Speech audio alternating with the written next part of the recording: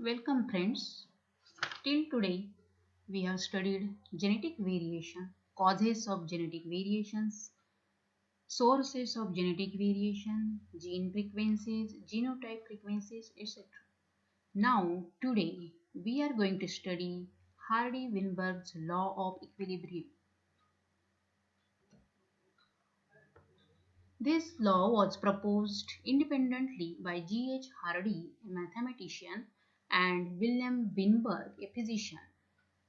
The law states that the relative frequency of various kinds of genes and alleles in a large and randomly mating population tend to remain constant from generation to generation in the absence of mutation, natural selection, and gene flow. Hardy-Weinberg's law describes a theoretical situation in which a population is stable. So it explains that Hardy-Weinberg's law is applicable only when if the evolutionary forces like mutation, natural selection, gene flow, genetic drift, etc. are absent in the population. Whenever the population is large, its individuals have random mating. Each parent produces roughly equal number of gametes and no evolution in the population. Then and then Hardy-Weinberg's law is applicable, that is, gene and genotype frequencies remain constant from generation to generation. Suppose in a randomly mating large population with gene dominant A and recessive A on one locus, the frequency of gametes with gene dominant A will be same as the frequency of dominant A gene. Similarly, the frequency of gametes with recessive gene A will be same as the frequency of recessive A gene. Let us presume that the numerical proportion of different genes in this population is as follows. Homozygous dominant gene having genotypes both dominant AA 36%, heterozygous individuals 48%, and homozygous recessive having genotypes recessive A will be 16%. Since homozygous dominant individuals make up 36% of the total population, they will contribute approximately 36% of all gametes in the population. Similarly, homozygous recessive individuals having genotypes recessive A will produce 16% of all the gametes.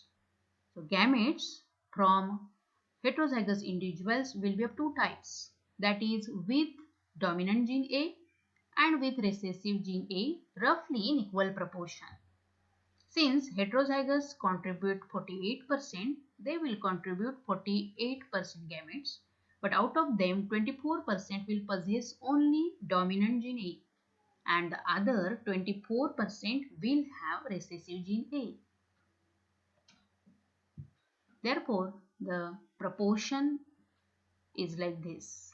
If the parents are like homozygous dominant and heterozygous individuals, then they will produce gametes like 36% with dominant gene A and heterozygous parents will produce 24% with dominant gene A. So total 60% gametes are of dominant gene A. 60% individuals are of homozygous recessive. So 16% gametes with recessive A.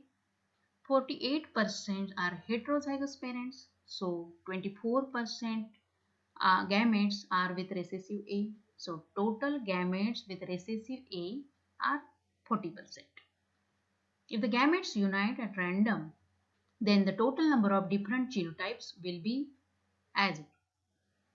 Whenever both the sperm and egg contains dominant gene, then the gene frequency 16 to 60 and progenies are homozygous dominant with 36%. If one parent is with dominant gene A and other parent is with recessive gene A, then gene frequency 60 into 40, that is 24% individuals are heterozygous. In the another case also same, if the sperm contains recessive gene A and egg contains dominant gene A, then the percentage is same, 24% heterozygous individuals.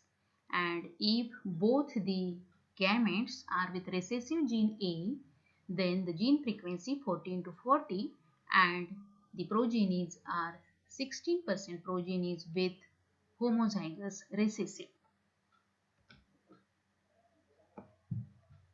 If the frequency of dominant gene A is represented by P and if the frequency of recessive gene A is represented by Q, and if there is a random union of gametes, the population will contain following frequencies of the gene capital A, that is dominant gene, and small a, that is recessive gene A, generation after generation.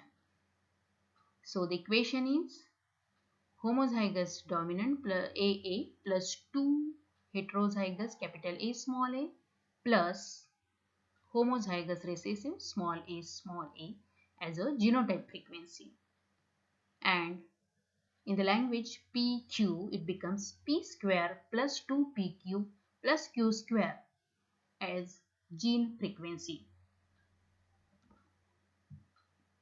So, the relationship between gene frequency and genotype frequency can be expressed as P square plus 2PQ plus Q square is equal to 1 or P plus Q bracket square is equal to 1. So, this relationship is known as Hardy-Weinberg's formula of binomial expression.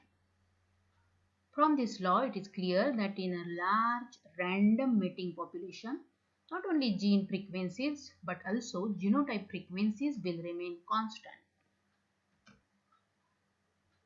Gene and genotype frequencies of different alleles of a gene in a population remain in equilibrium generation after generation. Mating is completely random phenomenon. Only large population follows Hardy-Weinberg's law of equilibrium. A population in Hardy-Weinberg's equilibrium do not show evolution. The variation in Hardy-Weinberg equilibrium is due to different evolutionary forces. For example, mutation, natural selection, migration and genetic drift. These are called as evolutionary forces. That means population in Hardy-Weinberg's equilibrium do not show evolution. In other words, for the process of evolution to occur, the population should not follow Hardy-Weinberg's equilibrium. Thank you.